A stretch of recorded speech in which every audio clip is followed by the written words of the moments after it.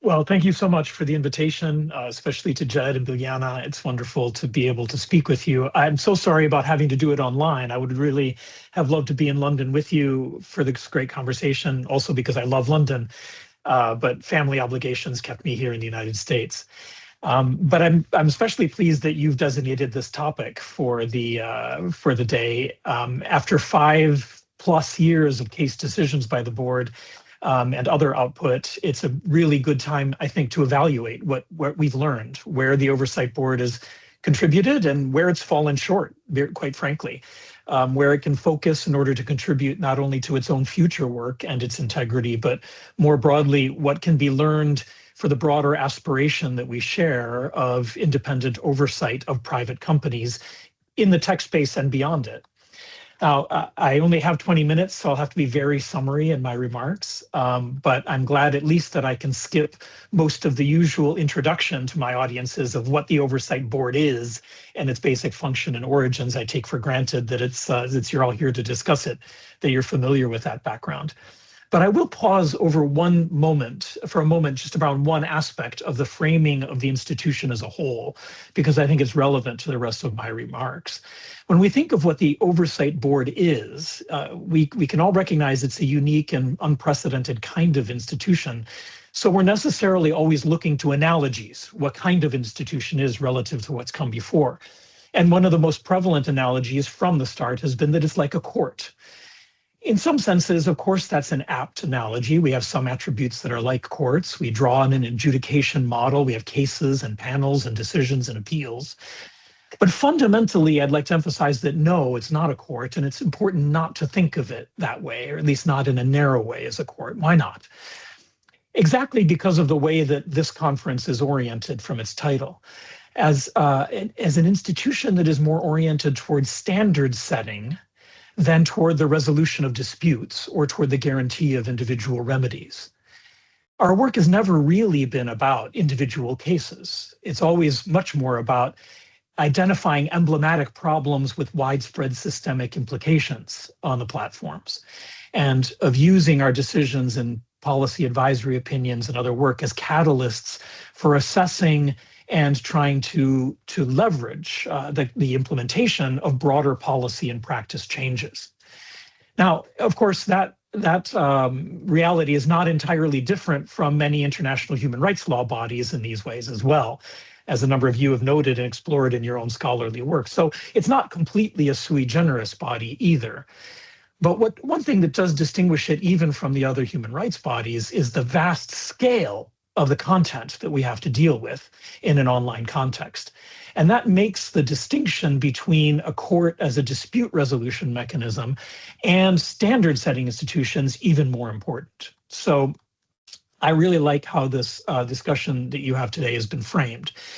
And the question then that I'd like to pose more narrowly is, what can we learn from the Oversight Board's role specifically as a standard setter in the freedom of expression online space?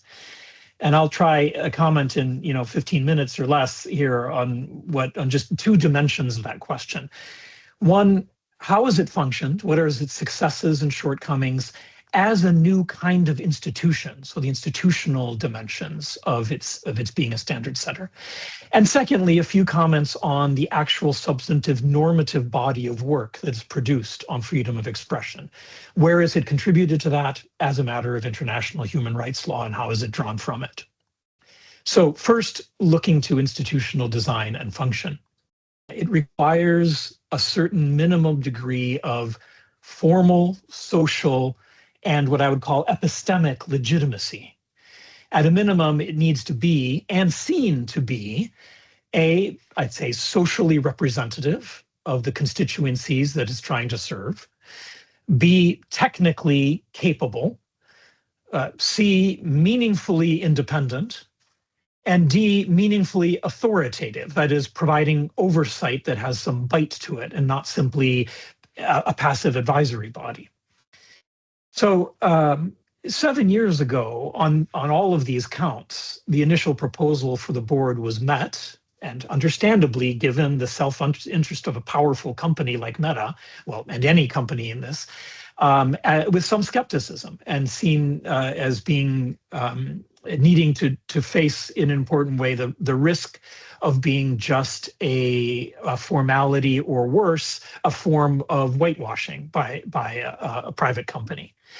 I think it's safe to say that 6 years later, definitively, the Oversight Board has overcome that initial skepticism. We are undoubtedly representative in a broad sense and technically capable. The diversity of the board, its geographic representation, the professional diversity, and even the richness of viewpoint diversity over politics, language, religion, et cetera, is quite significant. And it responds to the fact that both is a company rooted in the United States, but at the same time, that a vast majority of its users, over 90%, are outside of the United States and the rest of the world, and particularly in the global South. We've received over 11,000 public comments in that time from civil society, researchers, affected individuals worldwide. Many of you in this room have submitted comments in that process. And we're supported by an extraordinary and very professional and outstanding permanent staff that helps us provide to us much of the very technical expertise that extends beyond the specific profiles of individual board members. Secondly, institutionally, I think we've been shown to be independent from Meta in important ways. There are structural formal guarantees that I'm sure you're familiar with in the trust structure, the longer runway of funding that helps provide some stability and certainty over time, the non-removability of members, the selection and appointment of new members being entrusted to us as a self-perpetuating body. Those are all important guarantees of independence. And our independence has been shown by the results, too. The great majority of our decisions overturn Meta's decisions. We've taken on a lot of difficult issues, ones including that put the company in uncomfortable public positions. Things like exposing their cross-check system and the way that it worked, which was not at all publicly known. Provoking the implementation of a system of transparency regarding government takedown requests, for example. And I'd say on the question of oversight, we've shown ourselves to have a genuine oversight role. From the development, in our development from the start of public, transparent, serious, reasoned decisions, as well as creating a robust compliance and monitoring activity and mechanism structure built into the institution. That's yielded, as you know, at present, 253 cases in decisions that affect over 3 billion users across a very broad geographic spread, across a very broad array of issues of major importance. And those binding decisions, or at least the binding elements of our decisions, have been honored 100% by the company. On the recommendations, which are not binding, there have been 344 of them, and even there, our implementation rate is about 75% on the recommendations that we make in cases. So I think that the effectiveness and legitimacy across a broad variety of areas has been, importantly established.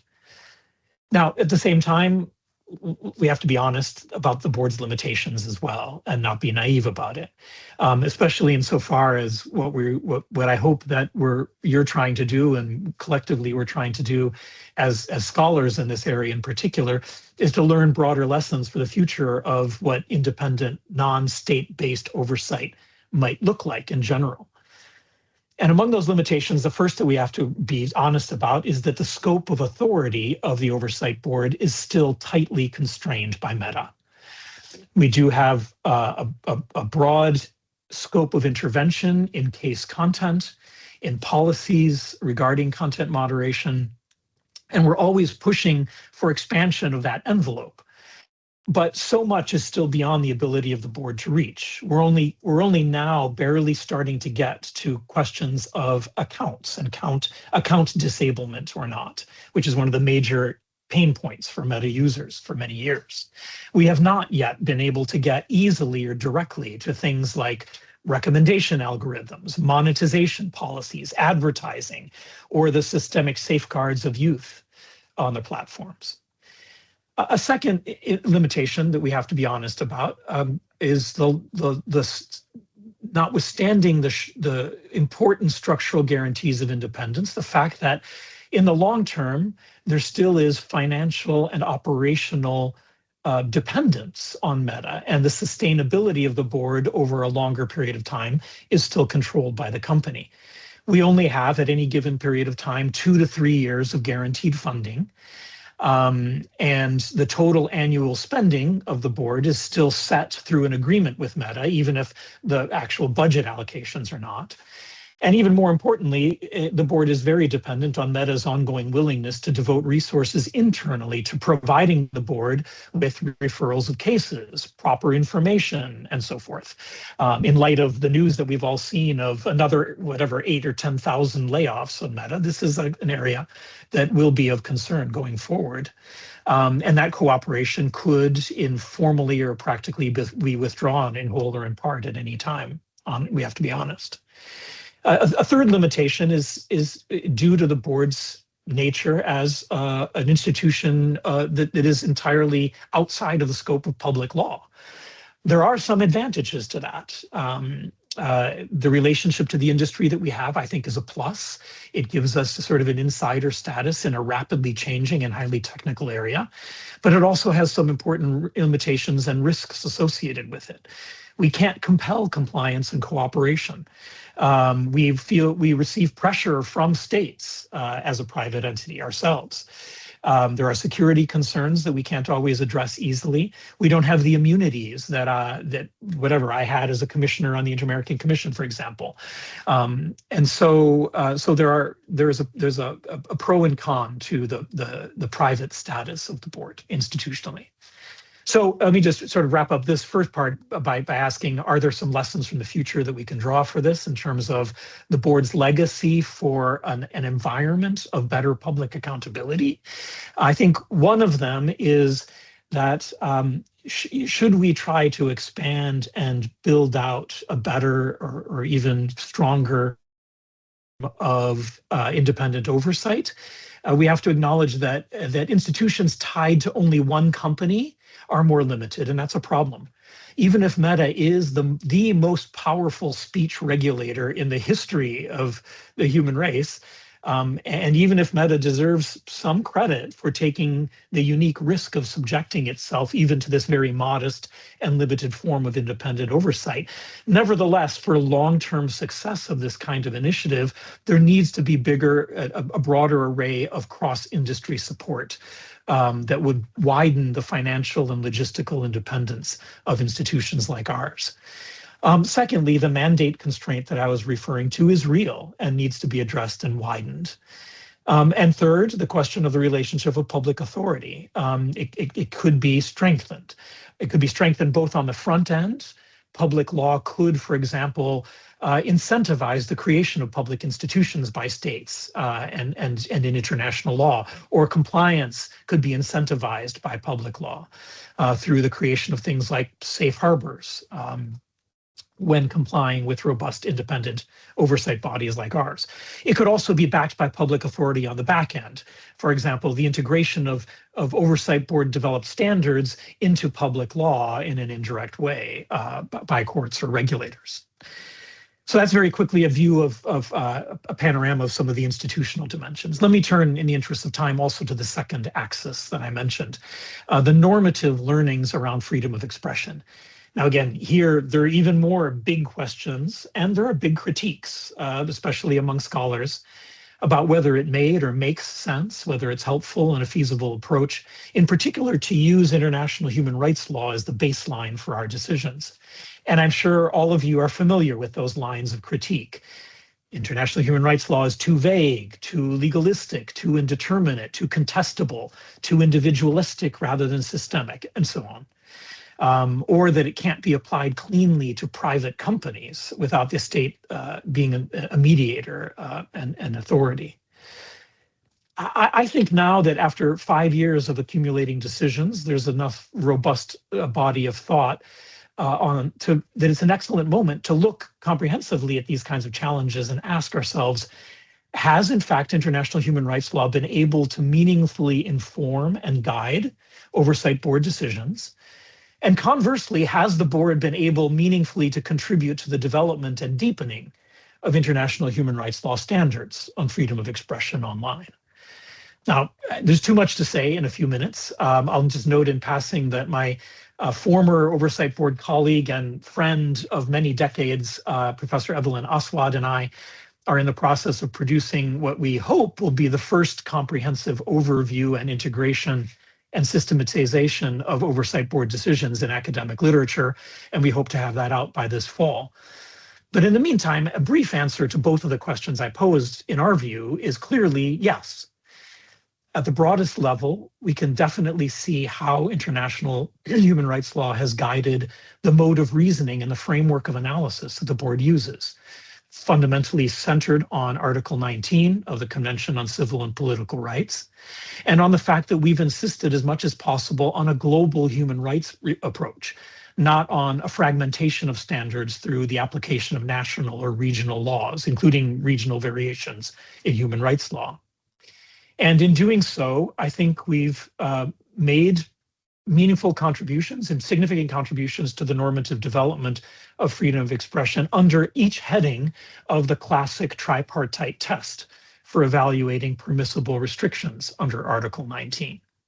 In the area of legality, for example, the normative purposes of the principle of legality are, we all recognize, aimed at core rule of law values. And I think in this area, the board has made some of its most important contributions to the regulation of platforms' content moderation. As a result of the board's work, Meta has clarified important and consequential rules, made transparent the basis for many of its decisions, given users more certainty and predictability regarding the consequences of their actions, and reduced the scope of arbitrariness by laying the foundation for holding Meta more strictly accountable to its own promulgated rules. Under the heading of legitimacy, we've required Meta to set forth the aim of each speech restriction, what it serves, in order to set the reference point for evaluating what means might be less intrusive, and by doing that, bringing some discipline to the corporate censorial power that it exercises. Also under legitimacy, I think when the company knows that it must justify the reasons for its speech restrictions publicly, it fosters a greater diligence in its own internal discussions about the reasons and impacts for imposing the speech restriction. And I think we have been able to verify that, at least informally, in our relations with the company. And under the third heading, necessity and proportionality. Well, here there's so much to say, especially if you break it down in different thematic areas, as some of you are doing today in your paper presentations. But for me, just to cite two broad examples of this. First, in the context of cases on violence and incitement, I think the board has made important recommendations regarding how to reconcile the need for close contextual considerations with the need to moderate content at vast scale. And you see that in cases like the US abortion debates, the UK drill music case, the threats to the Peruvian human rights defender case. A second area of illustration under necessity and proportionality is the way that we've handled the problem of graphic imagery in crisis and conflict situations, balancing the needs for public awareness and information with the protection of users.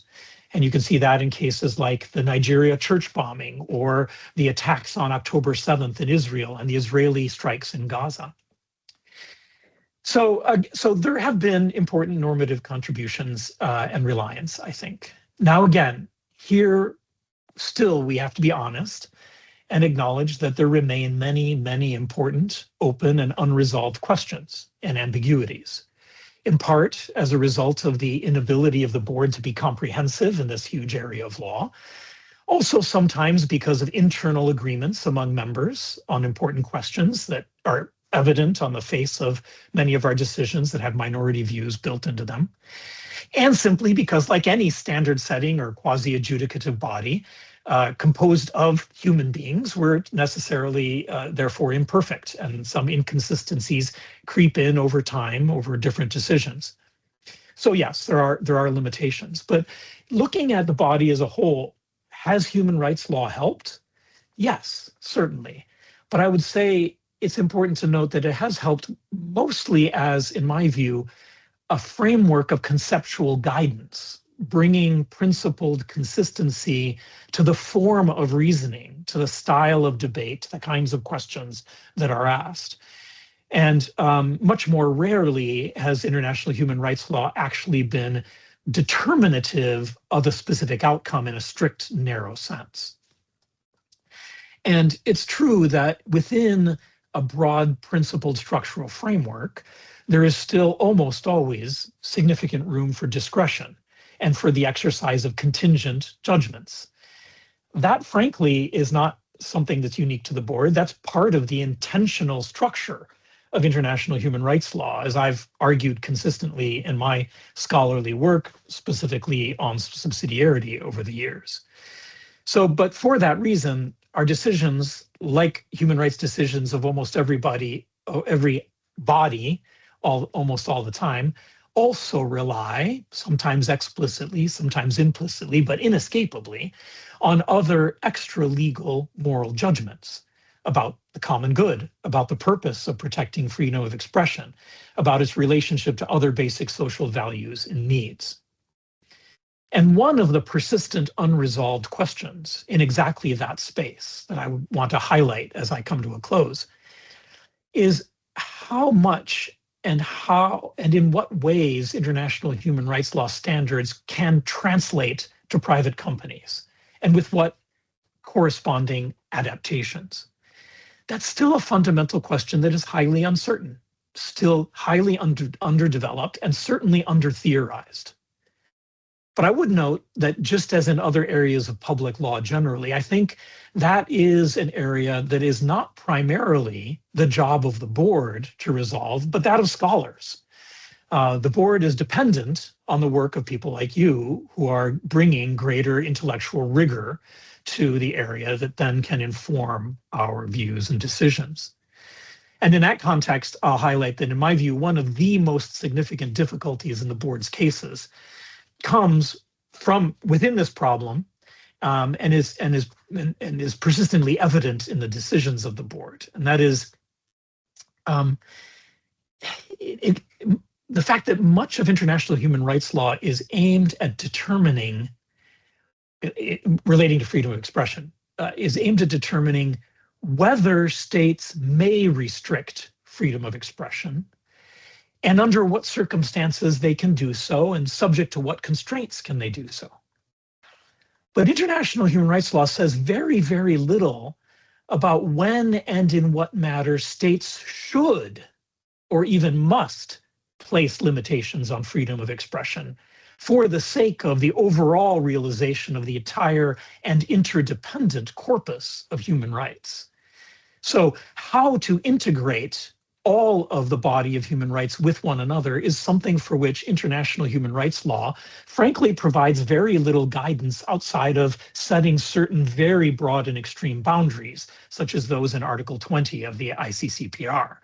And again, that's an intentional structural choice of human rights law in realization of the principle of subsidiarity.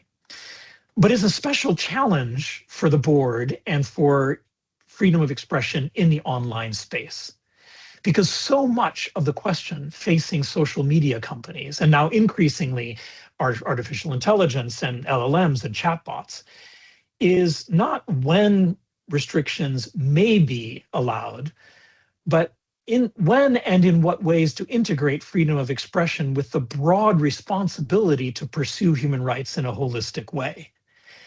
So again, it necessarily is going to involve appeals to certain extra-legal and often highly local standards and judgments in a large and global scale. And you can see that problem, I think, persistently in the texts and in the subtexts of many of the board's decisions. Now, there are many other challenges like that. I'm just highlighting one to point out to you in the interest of time. But let me stop there, closing simply by saying I'm so grateful that scholars like you are grappling with these hard questions.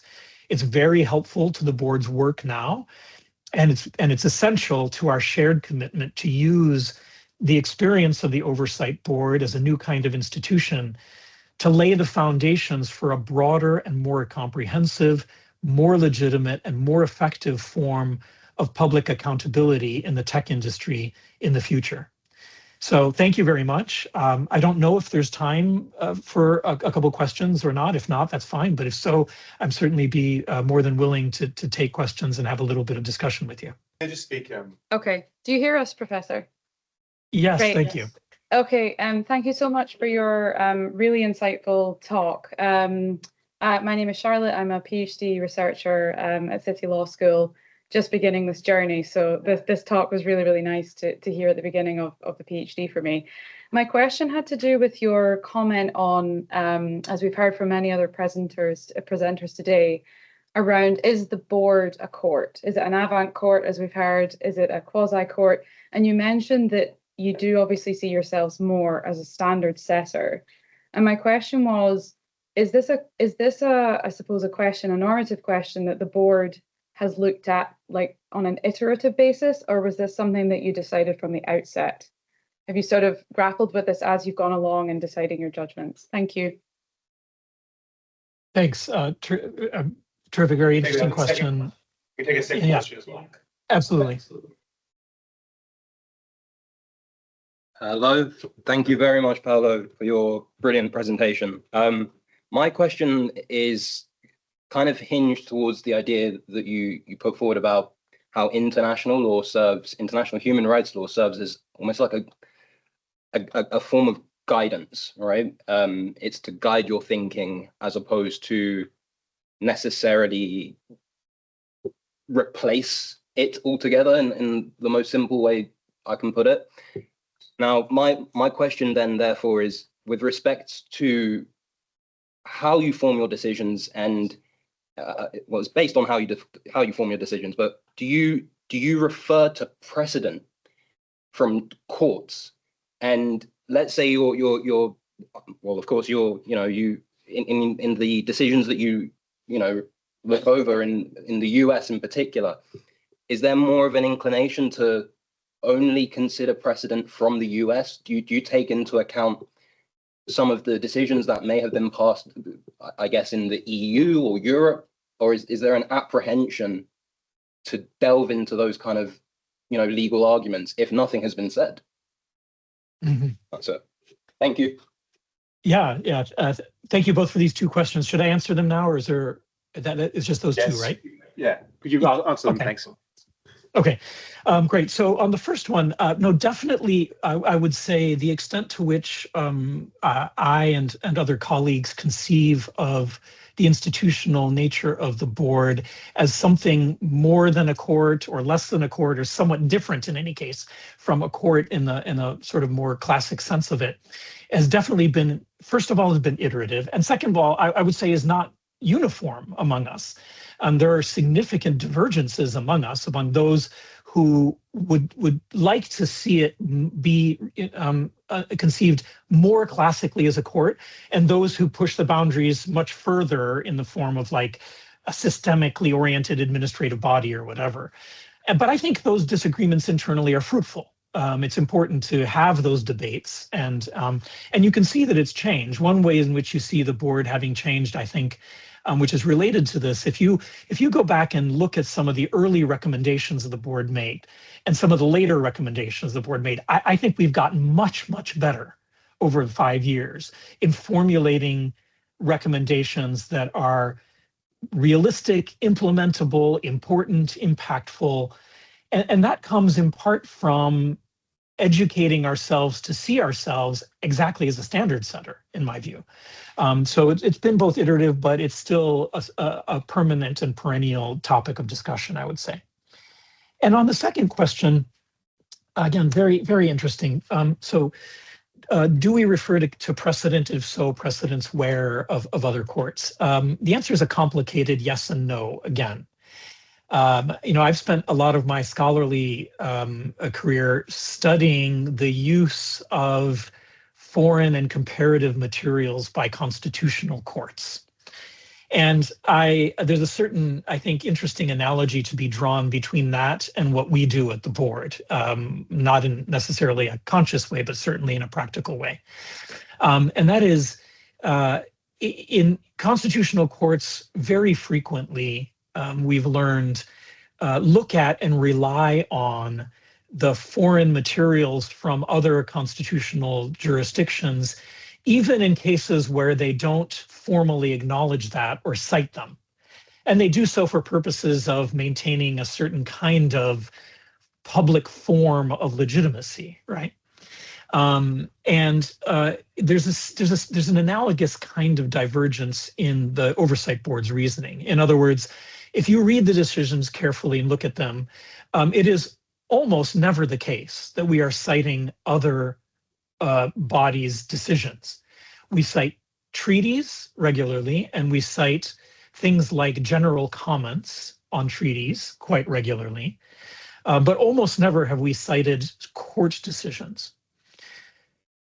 And the formal reason for that, at least in part, is that what I said about trying to maintain a coherent global set of standards. And so not to be in the, when we're trying to set standards that are applicable across the world, to be rooted specifically in the case law of the European Court of Human Rights or the US Constitutional Court or anything. And so trying to sort of stand outside of those in some sense. At the same time, realistically, we come from all those jurisdictions. The majority of members of the board are formed in law and are jurists. And so our sort of mentality is clearly informed by the local variances that we bring to the debate as well. And it works its way, at least indirectly, into the internal discussions and debates. Now, I personally think that kind of contrast is a tension that can yield fruitful results. In fact, in other words, that we're sort of pulled always towards asking what the global norm should be, even while necessarily as a practical matter, we're being informed by the local variances and freedom of expression law around the world and taking that into account. If that's done well, I think that's what international human rights law more generally should actually look like, not just our decisions. Thank you. Many thanks, and for taking the time to answer some questions as well. I did see your question and hand up, Bonfas. We're just going to not have time for further questions, but thank you for that. You've got your headphones on. Get ready for just a round of applause as we thank you for your excellence. Thank you very much. And I really look forward to seeing the fruits of this. I hope it's going to see publication. And I'd welcome if anyone is interested in sending me their papers in just following what you are doing as scholars that are related to the board's work. As I said at the end, I think it would be immensely helpful for all of us to be following that closely. So please don't hesitate to share it with us. Thanks. That's really generous. And we'll be in touch. Great. Okay. Thanks again. Have a good day. Bye.